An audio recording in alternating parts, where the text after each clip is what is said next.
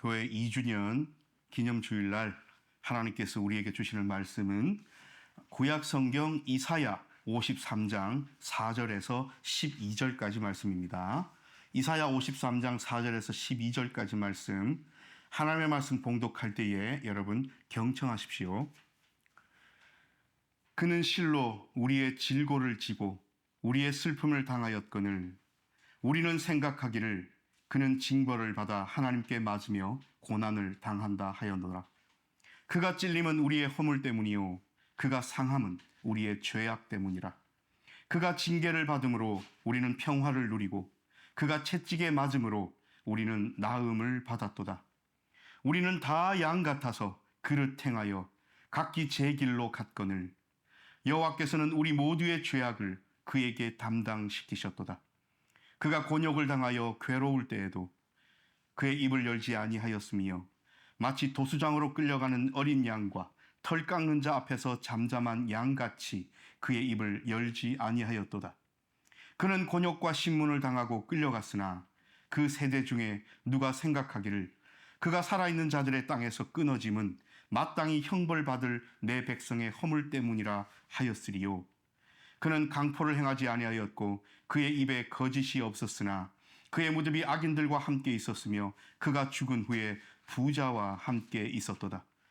여호와께서 그에게 상함을 받게 하시기를 원하사 질고를 당하게 하셨은즉 그의 영혼을 솥건 제물로 드리기에 이르면 그가 씨를 보게 되며 그의 날은 길 것이요 또 그의 손으로 여호와께서 기뻐하시는 뜻을 성취하리로다.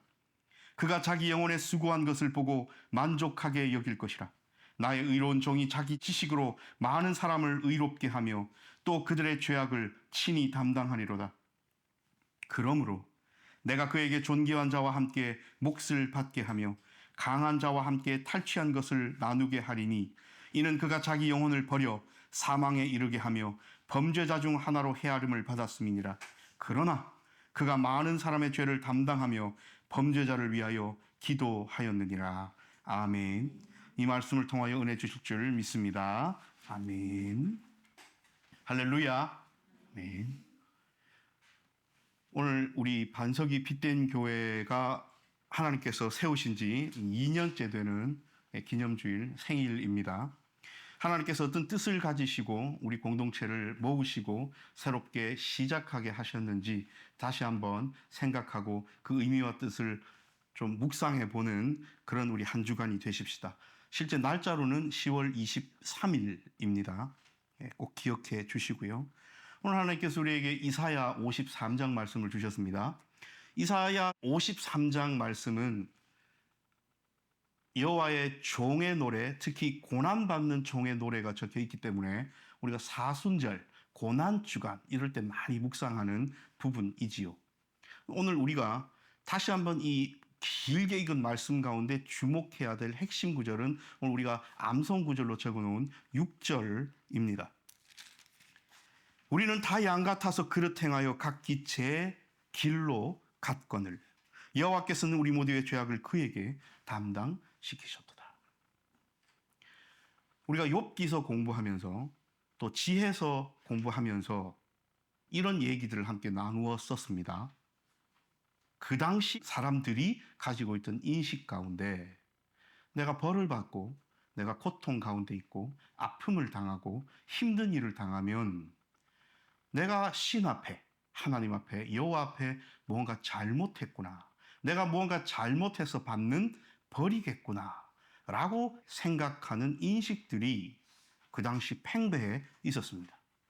그래서 우리가 공부하면서 욥기서는 그것이 아님을 인생 가운데 나도 모르는 이유 없을 것 같은 고난과 아픔이 내 삶 가운데는 올 수도 있음을 또 그 이유 중에는 여러 가지가 있을 수 있음을 우리는 욥기를 통하여 또 지혜서를 통하여 전도서를 통하여 배웠더랬습니다. 마찬가지입니다.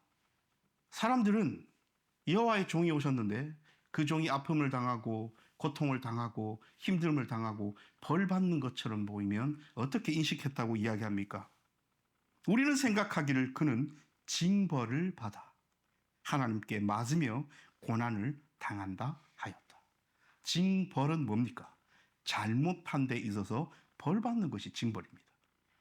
하나님께서 보내신 자가 있는데 그 존재가 찔리고 질고를 지고 슬픔을 당하고 아픔을 당하면 사람들은 너무 쉽게 생각합니다. 뭘 잘못했을까?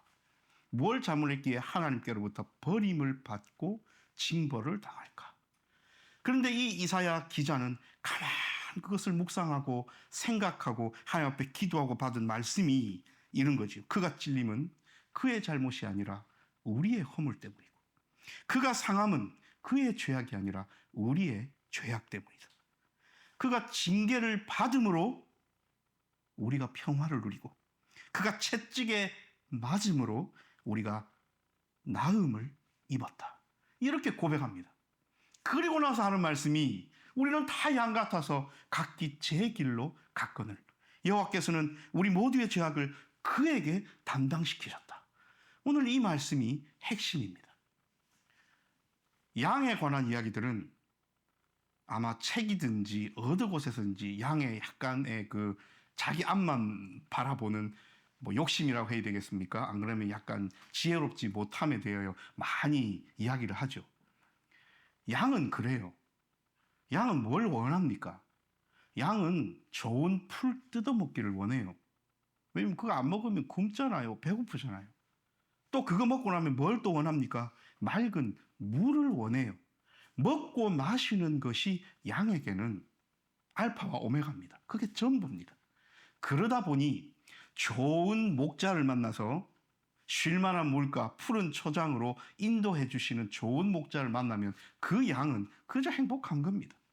나쁜 목자를 만나서 자기 배만 불리고 사꾼 같은 목자를 만나서 양들을 내버려 두고 짐승에 찢겨 죽든, 안 좋은 풀, 먹지 못할 풀 있는 데로 데리고 가든, 안 그러면 썩은 물로 데리고 가든, 물이 없는 곳으로 자꾸 데리고 가서 물도 못 먹고 살아가면 양들은 어째요?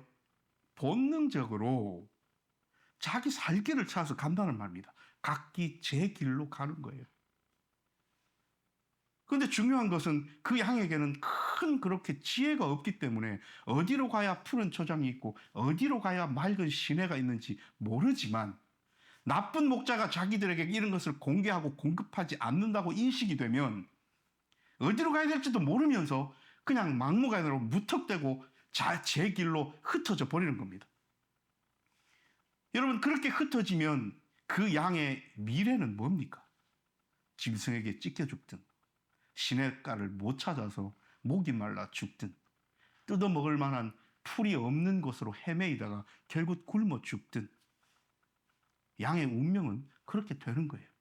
그런데 그것을 모르고 지금 당장 내가 힘들고 배고프고 목이 마르고 하니까 눈앞에 있는 것, 아무 생각 없이 제일 앞에 양을 좋은 목자가 끌고 가면 그 양 뒷공물만 보고 따라가서 나도 모르게 아무 생각 없이 따라만 갔는데 거기 가보니 마실 물도 있고 푸른 초장도 있고 그래서 먹고 살았던 양에게 그것이 사라졌을 때는 엄청나게 큰 삶의 도전이지요. 그래서 어찌할 바도 모르면서 한번 찾아나서 보는 겁니다. 각기 제 길로 흩어져 버립니다. 그나마 똘똘 뭉치기라도 하면 다른 늑대나 사자에 뜯어먹으려 오는 위협을 좀 그래도 모여라도 좀 있으면 잠시라도 그 시간을 벌 수 있지만, 혼자 덩그러니 떨어지면 10중 8구 망하게 됩니다. 우리는 다 양 같아서 각기 제 길로 갔거늘. 오늘 이 양이라는 메타포는 엄청나게 중요합니다. 지금까지 양에 관하여 오늘 이 설교 시간에 잠시 한 5분 동안 앞에 나누었던 양의 모습은 여러분 어떻습니까? 어이구, 좋은 목자가 앞에 있으면 지 생각 좀 내려놓고 그 목자 따라 좀 가지.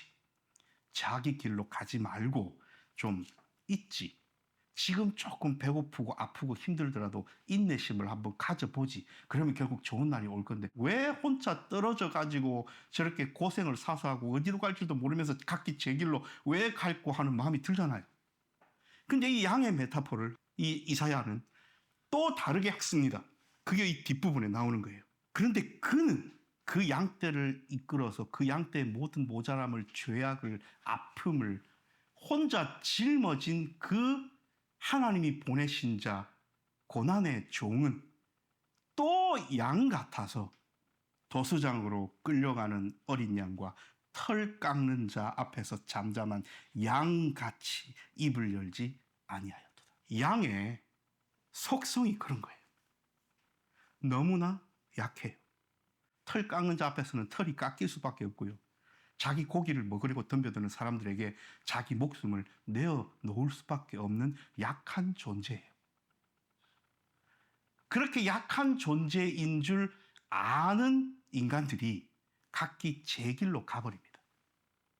근데 오히려 전지전능하신 하나님은, 그 하나님이 보내신 자 하나님의 아들 종은 그 약한 양의 속성을 그대로 받으시면서 죄악을 담당하시면서 그 허물을 담당하시면서 그 길을 가셨다는 겁니다. 자, 극명해집니다. 누가 가야 될 길입니까?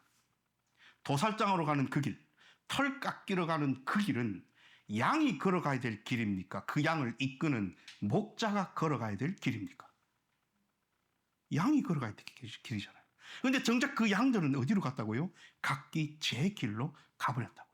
그래서 그 양이 걸어가야 될 그 길을 하나님이 보내신 주의 종이, 고난의 종이 걸어가셨다는 겁니다. 누구 대신? 양 대신요. 여러분, 이것이 하나님이 걸어가신 주님의 길입니다. 각기 제 길로 걸어가고 어디로 가야 될지 몰라 헤매이고 있는 그 길은 우리가 가고 있는 길일 수 있습니다. 그러므로 만약 우리의 삶 가운데 그 길 위에 있지 않다면 우리는 빨리 목자의 뒤로 돌이켜야 합니다. 자, 그러면 지금까지 2년 동안 제가 설교하면서 길에 관한 설교를 엄청나게 했어요. 많이 했어요. 하나님께서 길을 만들어주시고 그 길 끝에는 천국이 있고, 이런 우리의 이 길의 과정 속에서도 하나님과 동행해야 되고, 이런 류의 메시지들을 많이 전해드렸습니다. 그런데 오늘 여러분, 다시 한번 길 얘기예요. 우리는 어떤 길을 걷고 있습니까? 그래서 그 길로 가야 된다, 그 길 끝에는 하나님이 계신다, 약간 추상적이잖아요. 그 길을 걸을 때 하나님과 동행해야 된다, 맞는 얘기인데 추상적이잖아요. 그렇다면 각기 제 길로 가던 그 길을 멈추고 나의 허물과 죄악을 짊어지고 가신 주의 길을 따라가는 그 길 도상 위에 있는 삶이란 구체적으로 어떤 삶일까요? 이것이 오늘 이사야 53장이 우리에게 허락하시는 메시지입니다. 무엇을 하셨습니까? 이 길에서는 무엇을 행하셨어요? 우리의 허물, 우리의 죄악, 우리의 아픔, 우리의 고통, 그것들을 나 몰라라 하신 길입니까?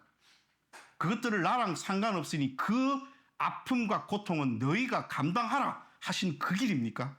아니잖아요. 그 양들의 아픔과 고난과 고통을, 심지어는 자기들이 잘못해서 받는 징벌적 개념의 벌받음의 고통까지도 하나님이 보내신 자 고난의 종은 감당하시면서 이 길을 걸어가신 거죠.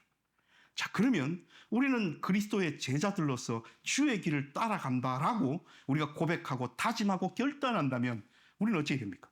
이것이 2년째를 넘어서는 반석이 빛된 교회에게 주시는 하나님의 또 한 번의 과제입니다.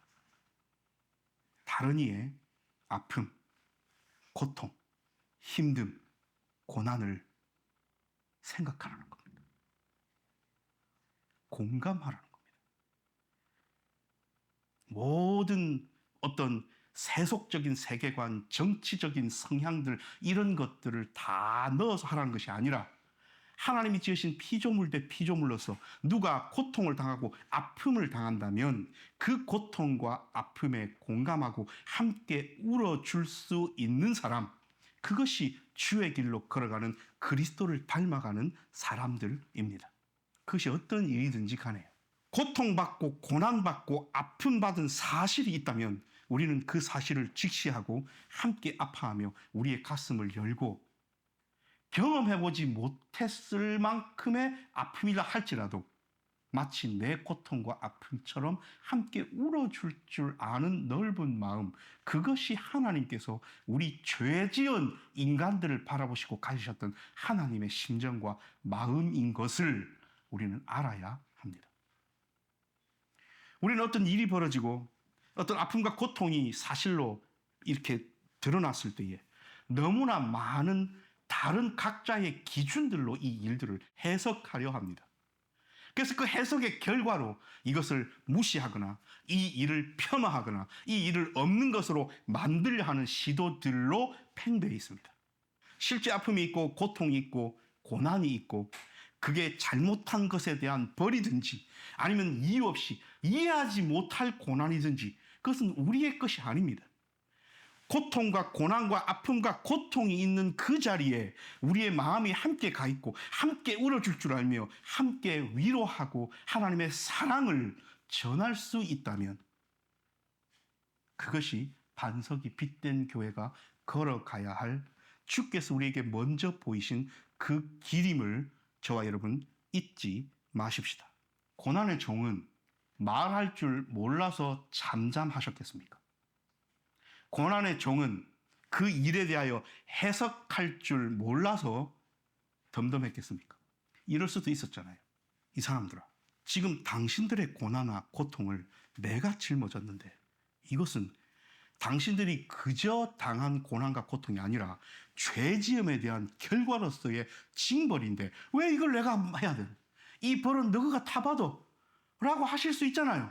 그러시지 않았다는 겁니다. 여기서 뭔가를 해석하고 이것을 막 설명하고 해서 이 일이 왜 일어났는지를 이해하고 막 이래가지고 그러므로 이것은 우리가 폄하해도 되고 그러므로 이 고통은 아무 고통도 아니고 그러므로 이 아픔은 우리가 무시하고 넘어가도 된다고 고난의 종은 말씀하시지 않았습니다.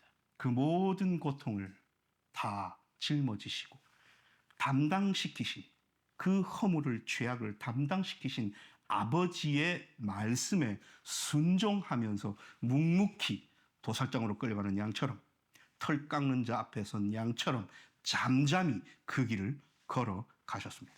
사랑하는 여러분, 현재 지구촌 곳곳에 전쟁이 있습니다. 현재 진행 중입니다. 한두 군데가 아닙니다. 현재 우리가 살아가고 있는 이 세상에 기근이 있습니다. 실제로 굶어 죽는 사람이 있습니다.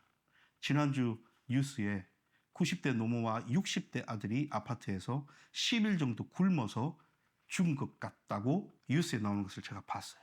2024년을 살아가는 대한민국 땅에 일어나는 일입니다. 우리의 눈은 어디로 가 있습니까? 우리의 눈은 무엇을 바라봅니까? 우리는 너무나 쉽게 내 고통에만 집중합니다. 내 아픔에만 집중합니다.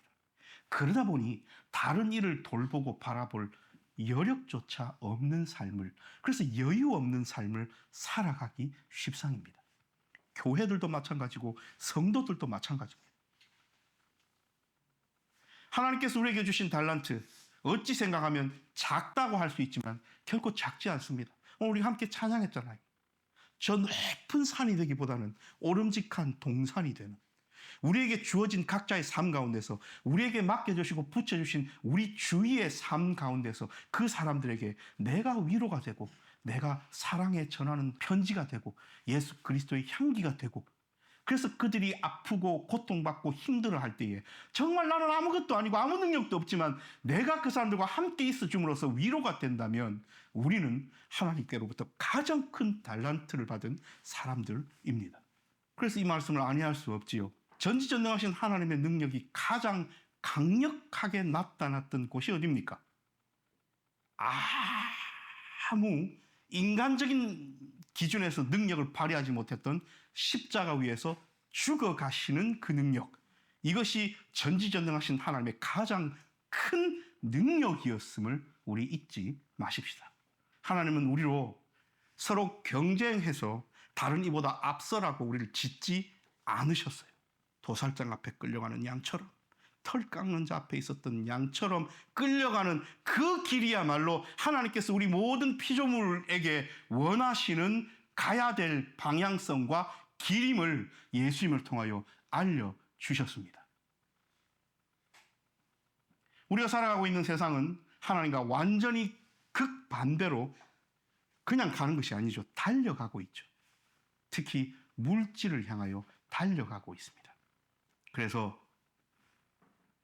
피조물들이 피조물 스스로 생각하고 스스로 판단하고 스스로 구원하고 스스로 이겨내고 스스로 생명을 연장하고 스스로 무언가 끝없이 살 것처럼 한편에서는 하고 있고, 다른 한편에서는 똑같은 과학계이지만 이 넓은 우주 속의 지구를 바라보고 이 인물을 바라보니까 정말 보잘것없고 아무 가치 없는 존재구나 하는 세계관도 동시에 일어나고 있는 이런 세상에서 우리는 어떤 길을 걸어가야 하겠습니까? 하나님께서 우리 각자에게 삶의 길을 주셨어요.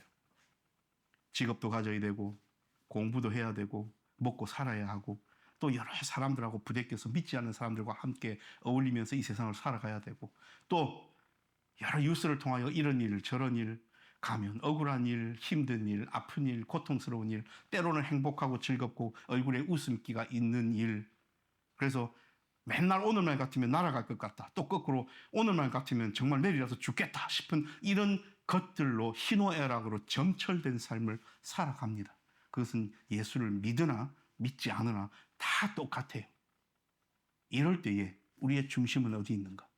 우리의 발끝의 방향은 어디에 있는가? 내 발바닥은 어떤 길 위를 딛고 서 있는가를 다시 한번 매일 점검하면서 바라보면서 살아가야 됩니다. 여러분, 하다못해 살아가다가 가로등 없는 어두운 길을 혹시 걸어가거나 안 그러면 너무 밝은 곳에 있다가 갑자기 실내로 들어와서 눈이 갑자기 이렇게 어두워져서 앞이 잘 보이지 않을 때에 여러분 어떻게 합니까? 발걸음 뗄 때 조심하잖아요. 그걸 막 함부로 막 딱딱 이렇게 가면 재민이죠. 그러면 막 무릎 깨지고 발가락 부딪혀가 아프고 아야하고 울고 하죠. 어른들은 그렇게 안 합니다. 조심스러워져요. 내 발이 어디에 있는지, 이것을 어디에 떼야 되는지 조심합니다. 그걸 조심하지 않으면 10중8구 넘어져요. 그게 계단이었으면 굴러떨어져서 큰일 나요. 그렇지 않습니까? 우리의 이 나약한 육신 하나도 그렇게 보존하려고 내 발끝을 바라보고 내가 어디를 가고 무엇을 짚고 있는지 균형을 잡으려고 살아가는데, 우리의 영원한 생명이 걸려있는 삶의 길, 이 영혼의 길을 바라보면서 내 발걸음이 어디를 향하고 있는지, 내 발바닥이 무엇을 짚고 있는지를 바라보지 않는다면 그만큼 책임감 없는 삶의 태도가 어디 있습니까? 이것은 각기 제 길로 가버리는 양들의 모습이지 않겠습니까? 사랑하는 여러분, 반석이 빛된 교회는 그렇게 살지 말라고 하나님께서 우리를 모아주셨어요. 그리고 그렇게 살지 않겠다고 하나님께서 모아주신 수많은 교회들이, 공동체들이 각기 제 길로 가고 있는 것을 우리 눈으로 사실 보고 있습니다. 그리고 우리에게도 사탄 마귀는 늘 그렇게 살라고 유혹하고 꼬드기고 있습니다. 이러한 시점에서, 이러한 때에 우리는 어떻게 해야 다른 이의 아픔에 공감하고 위로하고 하나님의 사랑을 전하면서 나만 생각할 것이 아니라 함께 더불어서 서로에게 위로와 사랑을 전하고 눈물을 함께 흘려주며 함께 기뻐하며 살아갈 수 있는 그런 공동체와 성도가 될 수 있는지, 내가 어떤 삶의 방향을 갖고 있는지 다시 한번 생각하라고 오늘 이 2주년 기념 주일날 하나님께서 말씀을 주셨으니, 이번 한 주간도 하나님께서는 누가 그렇게 살아가는지, 누가 자기의 발끝을 바라보는지, 누가 가슴을 활짝 열고 제 길로 가는 것이 아니라 하나님께서 함께 살아라고 묶어주신 다른 양들을 바라보며 마음의 문을 열고 함께 아파하고 슬퍼하고 공감해 줄 아는지 쳐다보고 계십니다. 기도합시다.